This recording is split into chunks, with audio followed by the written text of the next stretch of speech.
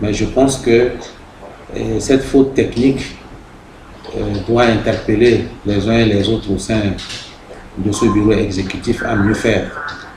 Parce que vous-même, vous connaissez le dysfonctionnement qui existe au sein de cette fédération. Ce n'est pas la première fois que nous passons à vos services ici.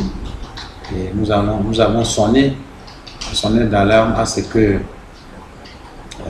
chacun puisse exercer, mais vous comprendrez que lorsque la gestion du bureau exécutif se résume en 2 ou 3 personnes, c'est de pareilles choses qui puissent arriver.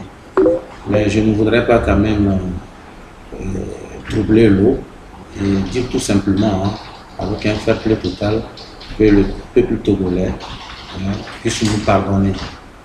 C'est dommage, c'est vraiment dommage et que ceci-là puisse arriver. Parce que quoi qu'on dise, le Togo n'est pas un petit pays. Nous sommes déjà qualifiés pour la Coupe du Monde 2006 et on tapait déjà à la porte pour le Brésil 2014. Donc vous comprenez que aujourd'hui, tous ceux qui animent ce bureau exécutif sont des hommes compétents.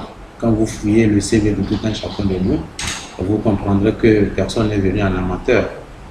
Et donc, si 2 ou 3 personnes tiennent les rênes de ce bureau, voilà les conséquences.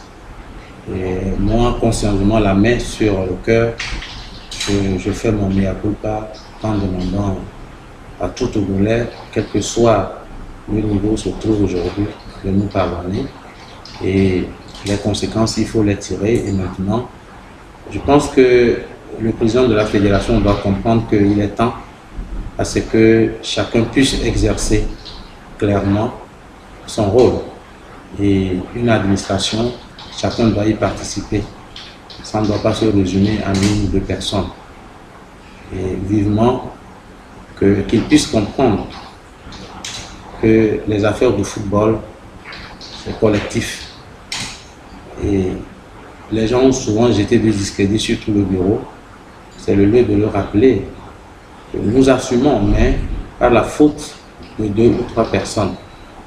Et encore une fois, que les autorités, le club sportif togolais payent, nous en excuser pour cette faute technique.